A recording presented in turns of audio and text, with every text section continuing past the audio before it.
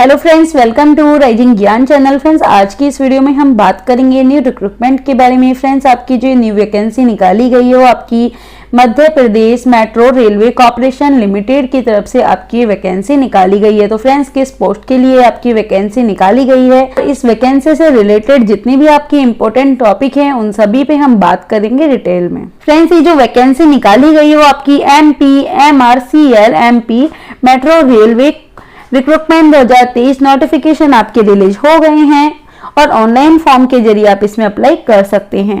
Friends, इसके recruitment के बारे में हम थोड़ा डिटेल में जान लेते हैं, पर उससे पहले अगर आपने अभी तक हमारे चैनल को सब्सक्राइब नहीं किया है तो प्लीज आप हमारे चैनल को सब्सक्राइब कीजिए, बेल आइकन दबाइए, वीडियो को लाइक कीजिए, शेयर कीजिए, जिससे आपको न्यू अपडेट मिलती रहे। रिक्रूटमेंट ऑर्गेनाइजेशन है वो आपका MP metro railway corporation limited MPMRCL है। पोस्ट नेम आपका various post for operation and maintenance है। एडवर्टाइज नंबर है वो आपके MPMRCL 35/2023 है। नंबर ऑफ वैकेंसी आपकी 88 पोस्ट है। सैलरी आपकी वेरियस पोस्ट वाइज रहने वाली है। जॉब लोकेशन आपकी मध्य प्रदेश है। अप्लाई लास्ट डेट है वो आपकी 31/8/2023 है। अप्लाई मोड आपका ऑनलाइन रहने वाला है। ऑफिशियल वेबसाइट आपकी @mpmetrorail.com है। इंपॉर्टेंट डेट है वो आपकी starting date for form apply करने की 31/7/2023 है और फॉर्म की आपकी जो अप्लाई करने की लास्ट डेट है वो आपकी 31/8/2023 है।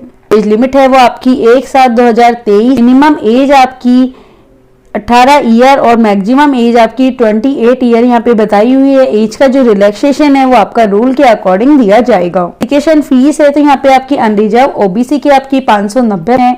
SC ST EWS 4 MP डोमेंसल की आपकी 295 है और यहाँ पे आपकी जो पेमेंट मोड है वो ऑनलाइन आपका रहने वाला है। वैकेंसी डिटेल है तो उसको आप यहाँ पे डिटेल में यहाँ पे देख सकते हैं। तो आपकी सुपरवाइजर ऑपरेशन की आपकी 26 पोस्ट है। सुपरवाइजर सिग्नलिंग एंड टेलीकॉम और रोलिंग स्टॉक की आपकी 7 पोस्ट है। Maintainer signalling and telecom oblique rolling stock की आपकी 10 पोस्ट हैं। सुपरवाइजर ट्रैक्शन ऑब्लिक E&M में आपकी 8 पोस्ट है। ट्रैक्शन ऑब्लिक E&M में आपकी 9 पोस्ट हैं। सुपरवाइजर टेकर में आपकी 2 पोस्ट हैं। मेंटेनर टेकर में आपकी 15 पोस्ट हैं। सुपरवाइजर वर्क्स में आपकी 2 पोस्ट है। मेंटेनर वर्क्स में आपकी 3 पोस्ट हैं। स्टोर असिस्टेंट स्टोर में आपकी 2 पोस्ट हैं। HR असिस्टेंट ह्यूमन रिसोर्स में आपकी 2 पोस्ट हैं। अकाउंट असिस्टेंट फाइनेंस में आपकी 2 पोस्ट हैं। इस तरह जो आपकी टोटल पोस्ट है वो आपकी 88 पोस्ट है। जो एलिजिबिलिटी है उसको आप यहाँ डिटेल में देख सकते हैं। तो आपकी सुपरवाइजर ऑपरेशन में आपकी यहाँ पे bachelor degree diploma in any engineering और BSc ऑनर्स में इन फिजिक्स केमिस्ट्री मैथ में या फिर आपकी BSc physics chemistry maths for government recognised university institute से आपने पास किया होना चाहिए। Supervisor signalling and telecom rolling stock में आपकी 3 year engineering diploma in electrical electronics mechanical discipline for a government recognised university से आपका पास होना चाहिए। Maintainer signalling and telecom rolling stocker में आपकी 10th + 2 ईयर ITI NCVT या SCVT in any following special trades में electronic mechanical fitter RES refrigeration and AC में आपकी mechanical for government recognised university से आपकी पास होनी चाहिए। सुपरवाइजर ट्रैक्शन एंड EMS में आपकी 3 year engineering in electrical electronics mechanical discipline for government recognised university से आपकी पास होनी चाहिए। ट्रैक्शन ऑब्लिक E&M में आपकी 10th प्लस में आपकी 2 ईयर ITI NCVT या SCVT in any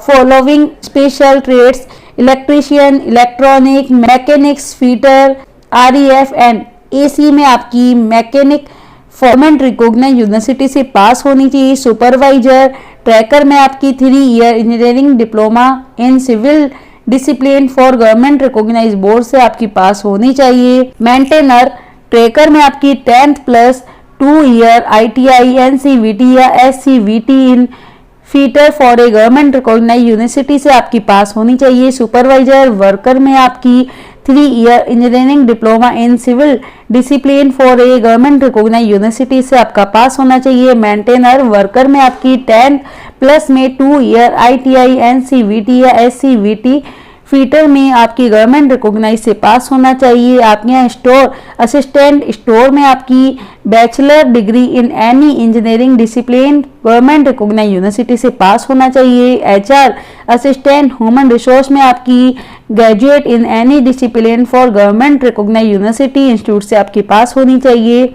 accounts assistant finance में आपकी BCom MCom for a government recognised university institute से पास होना चाहिए। CA intermediate for ICAI ICWA inter for ICWA में आपकी पास होनी चाहिए। यहाँ पर आपकी जो पे स्केल एंड मेडिकल कैटेगरी है उसके बारे में यहाँ देख लेते हैं। तो आपकी यहाँ पे जो सुपरवाइजर है ऑपरेशन उसमें आपकी जो पे स्केल है वो आपकी 33,000 से 1 लाख रुपए आपकी रहने वाली है। मेडिकल कैटेगरी आपकी A1 रहने वाली है। Supervisor signalling and telecom rolling stocker में आपकी 33,000 से 1 लाख रुपए आपकी रहने वाली है। मेडिकल कैटेगरी आपकी B1 रहने वाली है। Maintainer signal and telecom rolling stocker में आपकी 20,000 से 60,000 रुपए आपकी सैलरी रहने वाली है। और यहाँ पे आपकी जो मेडिकल कैटेगरी है आपकी B1 रहने वाली है। सुपरवाइजर ट्रैकिंग एंड ENM में आपकी 33,000 से लेके 1 लाख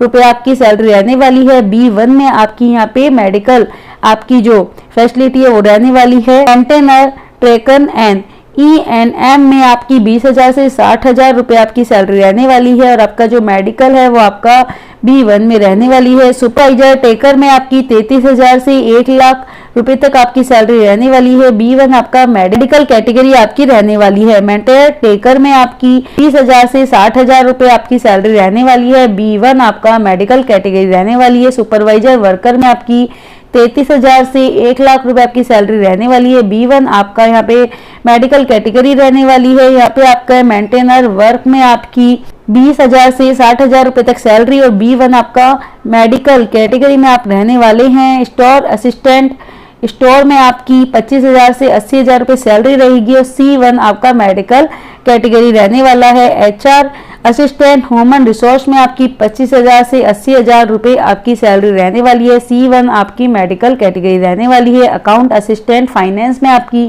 25,000 से 80,000 रुपए आपकी सैलरी रहने वाली है। C1 आपका यहाँ पे मेडिकल कैटेगरी आपकी रहने वाली है। फ्रेंड्स आपके यहाँ पे जो आपका सिलेबस है तो उसके बारे में भी आप यहाँ पे देख सकते हैं कि कौन कौन सा आपका यहाँ पे सिलेबस है वो यहाँ पे आएगा।